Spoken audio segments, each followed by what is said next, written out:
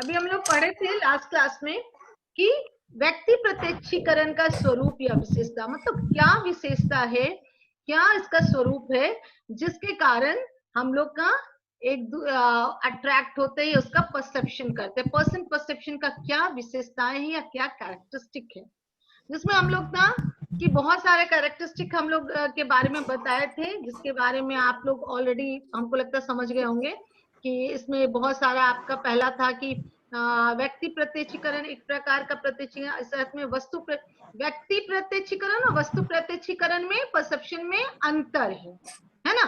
इसको हम लोग लास्ट क्लास में डिस्कस किए थे कि अगर हम लोग किसी व्यक्ति का परसेप्शन करते हैं तो वो कठिन होता है, बदल जाता है, वो जल्दी बदलता है, लेकिन वस्तु प्रत्यक्षीकरण करते हैं या परसेप्शन करते हैं तो वो जल्दी चेंज नहीं होता है ना।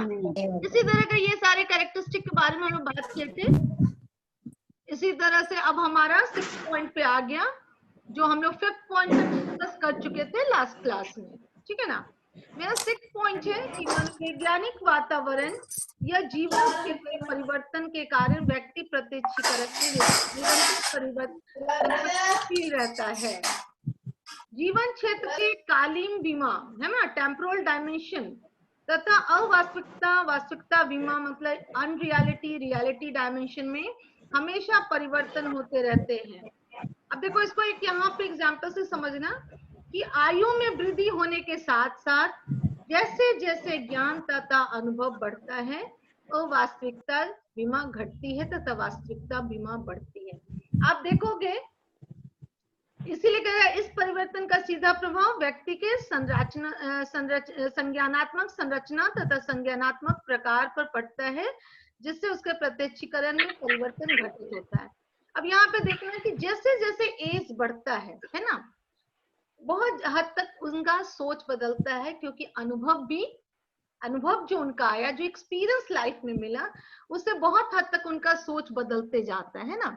आप देखिएगा कि एक उम्रदराज आदमी बहुत ही प्रिंसिपल की बात करेंगे, बड़ा सिद्धांत की बात करेंगे, है ना। वो बोलेंगे अच्छा चलो, एक यंग ब्लड जो रहेगा, अगर कोई बोलेगा तो नहीं चलो आज तो उसको पीटेंगे मारेंगे, है ना। लेकिन ओल्ड एज आने के बाद उसी आदमी को आप देखिएगा कि ओल्ड एज में जब चले आते हैं तो उनका सोच बदल जाता है ना। वो बताते अपने बच्चों, अपने कम एज के बच्चों को वही आदमी समझाते हैं कि नहीं देखो लड़ाई मत करो, हम भी तुम्हारे एज में इसी तरह के थे, बात बात पे गुस्सा करते थे, है ना। लेकिन उसका बहुत खराब परिणाम होता है। तो ये जो परिणाम वो फील किए, वो उनका एक्सपीरियंस था या अनुभव था, है ना। मैम हंसे इसलिए क्योंकि हंसी आई कि लोग हर अपने उम्र में कर चुके होते हैं और दूसरे को ये समझाते हैं अपने से छोटों को, हम लोग भी यही कर चुके होंगे फिर समझाएंगे, उन लोग भी कर चुके होंगे फिर समझाएंगे। तो यही चीज है बेटा, यही चीज इस पे एक गौर से सुन लो, ठीक है। अगर आप इस एज में गलतियां करे हो क्योंकि आपके पास अनुभव की कमी है, आपके पास एक्सपीरियंस नहीं है कि अगर ऐसा हम करेंगे तो उसका परिणाम क्या होगा, ठीक है ना। लेकिन आपके मम्मी पापा, आपके दादा दादी लंबी लाइफ जिए हैं, उनको एक्सपीरियंस है, उनको अनुभव है कि अगर ऐसी कोई बात करेंगे तो उसका बहुत खराब इफेक्ट पड़ता है, उसका बहुत खराब इम्पैक्ट पड़ता है लाइफ पे। मान लो सपोज करो आज हमारी लड़ाई किसी से हुई, यंग खून है, जवान है, मारा पीटी करते हैं, अगर उसमें कोई ऑकरेंस हो गया या तो किसी की डेथ हो गई या किसी का आंख चला गया या कुछ भी प्रॉब्लम्स आया, तो ये पूरी लाइफ हमारे लिए प्रॉब्लम होगा। लेकिन अगर हम इग्नोर करेंगे, बोलेंगे चलो ठीक है उसको गाली गलौज करने दो, अपना काम करो, हमको आगे बढ़ना है, आपके घर के बड़े क्या बोलेंगे, छोड़ो ना बेटा बोलने दो ना। हम अपनी एक्सपीरियंस बता रहे हैं कि हमारी फ्लैट में जो नीचे रहता है बहुत ही इडियट टाइप का आदमी है, और उसको बहुत जेलस है कि मेरे हस्बैंड, चूंकि एक ही इस मोहल्ले में भी मेरे हस्बैंड से बड़ा ऑफिसर एक दो होगा तो होगा, समझे ना, इनसे बड़ा ऑफिसर यहाँ पे कोई नहीं है। तो जितने ये लोग हैं ना, जो खास करके हमारे नीचे में एक है राजपूत फैमिली है, इन लोग को वो राजा वाला जो फीलिंग है ना कि हम लोग तो राजा के वंशज है, आज भी वही सोच है जबकि ये आदमी एक शाम का खाना खाने के लिए बहुत ही स्ट्रगल करता है, तो उसको बड़ा जेलस फील होता है कि इनके साथ इतनी व्यवस्था है। तो अब क्या है कि ये हमेशा आपको पोक करता रहेगा, कुछ ना कुछ परेशान करेगा, आपकी गाड़ी में स्क्रैच मारेगा। तो मेरे यहाँ भी बच्चे थोड़ा सा एग्रेसिव हो जाते हैं, जित्तू है ये सब बहुत एग्रेसिव की, हम लोग भी हम समझाते हैं कि उसको इग्नोर करो। यहाँ पे अगर हम लोग फंस गए तो आगे लाइफ में बहुत सारा जो हम लोग और अच्छा काम कर सकते हैं नहीं कर पाएंगे। अभी हमारा क्या, मान लो तुमको गाड़ी में 10 स्क्रैच करा, तुम अगर आज मेरा बच्चा पढ़ाई छोड़ के इस सब में लग जाएगा तो क्या हम उस स्क्रैच को ही ठीक करते रह जाएंगे?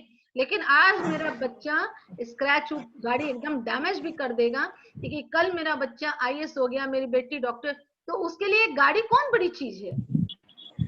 ठीक है मैम, यस मैम, ये बहुत बड़ी बात बोली हाँ, मैम आप। तो यही चीज हमारा कहना है बेटा कि जब आपके मम्मी पापा, आपके दादा दादी जो एक्सपीरियंस है लाइफ का, जो अनुभव है, उसके हिसाब से आपको बोलते हैं, भले वो अपने उम्र में ये काम कर लिए, लेकिन आप लोग ये समझिएगा कि मेरे माता पिता, मेरे ग्रैंडफादर ग्रैंडमदर अगर कोई बात बोल रहे हैं तो वो उनका अनुभव बोल रहा है, समझे?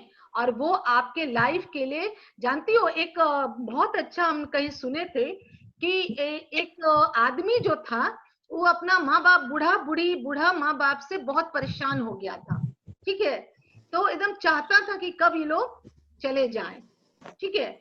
और मैम कई लोग का इंटेंशन भी होता है कि मेंटली डिस्टर्ब कर देना, कि जो भी काम करे उसका काम ना हो पाए, वो डिस्टर्ब हो जाए। बस कई सारा इरादा ये भी होता यही होगा। इंटेंशन रहता है बेटा, यही इंटेंशन रहता है। तो वो क्या हुआ कि कुछ ऐसा घटना घटा कि उसमें उसके घर के जो सबसे बूढ़े बुजुर्ग थे वो बता रहे हैं कि देखो डकैत आया ना, तो तुम ऐसा करो तो तुम बच जाओगे। तब उसको लगा कि अरे मतलब जो आज बूढ़ा है उनके बगैर आज हम लोग का क्या होता है, जो बुद्धि तो वही दिए, ताकत भले हमारे पास है, समझे ना? तो एक एक्सपीरियंस इसीलिए कहता है कि आप भी जैसे जैसे बड़े होइएगा ना, आपका भी आज जो आपका सोच है, आपका व्यवहार है, वो बदलेगा उम्र के, आप अनुभव एक्सपीरियंस लेते लेते लाइफ में आपका भी सोच बदल जाएगा, ठीक है ना? बड़े बदल होइएगा, जाएगा। हाँ, आपका सोच बदल जाएगा, क्योंकि आप इतना लाइफ से सीख लीजिएगा ना इतनी सारी बातें कि आपको अभी मैम लगेगा। अच्छे चीजों से भी हम सीखते हैं, बुरे चीजों से भी हम सीखते हैं। हाँ, उससे भी हम लोग को बहुत शिक्षा मिलता है ना? तो वही कह रहा है कि जैसे जैसे आयु में वृद्धि होता है हमारा परसेप्शन भी चेंज होता है ना? जिसके प्रति कुछ साल जब हम 30 साल के थे, जिसको देख के हमको गुस्सा आ जाता था, लाठी निकाल लेते थे, आज एज होने पे हमारा अनुभव बदल गया कि लड़ाई से अपनी हानि होती है, दूसरों को हानि करके हमारा क्या फायदा होगा, है ना? अगर हम किसी को गोली मार दे, अगर तो क्या उससे हमको फायदा होगा? हो सकता है हम पे केस हो जाए, जिंदगी भर केस लड़ते रहे, बच्चा पढ़ाई छोड़ देगा, हम पैसा बर्बाद होगा। तो बेटर है कि अगर कोई गलत कर रहा है तो हम जितना हो सके उसको इग्नोर करें, और हम किसी को भी छोटा अगर दिखाना है बेटा तो उसका बेस्ट वे है कि किसी लकीर को छोटा करना है तो आप उसके बगल में लंबी लकीर पालिए, उस लकीर को मिटाने का जरूरत। मैम ये तो अकबर बीरबल में था ना मैम, ये हाँ, ये लाइफ का यस मैम। बहुत बड़ा फंडा है बेटा।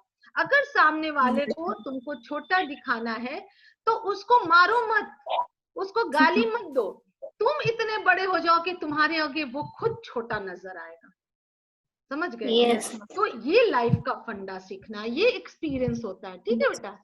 तो यही है आपका 6 पॉइंट का डिस्कशन। हम 7 पॉइंट पे आ गए कि व्यक्ति प्रत्यक्षीकरण अर्थात किसी दूसरे व्यक्ति O के संबंध में पहले व्यक्ति P की धारणा या उसका निर्णय कहाँ तक सही होगा, यह कई बातों पर निर्भर करता है। अब जो भी O जो परसेप्शन कर रहा है P के बारे में, मान लो कि हम परसेप्शन कर रहे हैं, अभी रागिनी का नहीं लिए हम लोग कभी, आज रागिनी का उदाहरण लेते हैं, ठीक है?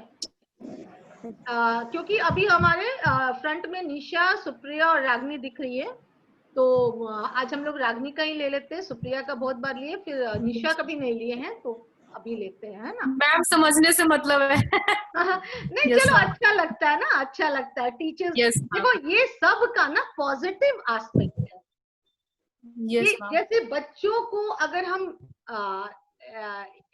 रिकग्नाइज करते हैं ना, तो बच्चे में एक अच्छी फीलिंग आती है कि मैम मेरा नाम ले रही है, हमको रिकग्नाइज कर रही है, इसका एक पॉजिटिव यस इम्पैक्ट पड़ता है, समझ गई। तो इसीलिए हम लोग सुन आज के ये अच्छा करें। लगता है। ओके, हाँ सही बात, सही बात है। तो ये सारा चीज एक टेक्निक से पढ़ाने का, ठीक है ना। तो यस आज हम लोग करें कि जो भी हम धारणा बनाएंगे, सपोज करो हम लोग रागनी को आज एग्जाम्पल में लिए, रागनी के प्रति जो भी हम धारणा बनाएंगे, वो धारणा मेरा या उसका निर्णय कहाँ तक सही होगा, ये कई बातों पे निर्भर करता है ना। हम धारणा तो बना लिए कि रागनी एक बहुत अच्छी लड़की है, बहुत पढ़ने में सिंसियर है, लेकिन ये मेरा निर्णय या धारणा कहाँ तक सही है, इसके लिए बहुत सारी बातें पे निर्भर करता है कि ये मेरा धारणा जो है वो सही है और कितना सही है ना। ये देखो यस मुख्य रूप से प्रत्यक्षीकरण करने वाले व्यक्ति की योग्यता, मनोवृत्ति जिस सीमा तक अधिक होती है, उसी सीमा तक उसकी धारणा या निर्णय के सही होने की संभावना अधिक होती है। अब कहने का ये कह रहा है बेटा कि जो हम परसेप्शन कर रहे हैं, हम परसेप्शन कर रहे हैं रागिनी का, तो उसपे सबसे बड़ा जो है, अगर मेरा धारणा या निर्णय रागिनी के प्रति जो भी बना है, उसको सही होने में सबसे बड़ा कारण क्या है कि हम जो परसेप्शन कर रहे हैं, एक तो हम एक न्यूट्रल एटीट्यूड रखें, पहले से कोई मनोभाव इसके प्रति ना रखें, ठीक है। अगर एक मनोभाव बना रहेगा कि रागिनी जैसे हमको अदीवा जैसे है, अदीवा या सुप्रिया ये लोग रेगुलर तो हमेशा मैम से बहुत कनेक्टेड थी, तो अब कितना भी लोग गलती करेगी तो हम तो कहेंगे नहीं अच्छी है, हमेशा ये लोग आती थी कमर ये लोग। तो एक न्यूट्रल होना चाहिए। अगर मान लो कि रागिनी सपोज करो कि अब क्लास करने लगी, रेगुलर ऑफलाइन बेचारी क्लास नहीं करती थी, जो भी रीजंस रहा हो, तो हम बोल देंगे, एक धारणा बना लेंगे कि रागिनी जो है पढ़ाई में मन नहीं लगाती, ठीक है, धारणा बना लिए। लेकिन ये मेरा धारणा कहाँ तक सही है वो मेरे पर डिपेंड करेगा कि हम उसको किस तरह से जज कर रहे हैं, ठीक है। जैसे हम सपोज करो हमने बनाया, लेकिन आज तो मेरा परसेप्शन रागिनी के लिए पॉजिटिव हो गया, क्योंकि हम अपना एक्सपीरियंस, क्या पता फैक्ट्स कुछ और हो, हम जिस नजरिए से देख रहे हैं हम पूरा नहीं देख पा रहे हैं। आज मेरा क्या कारण?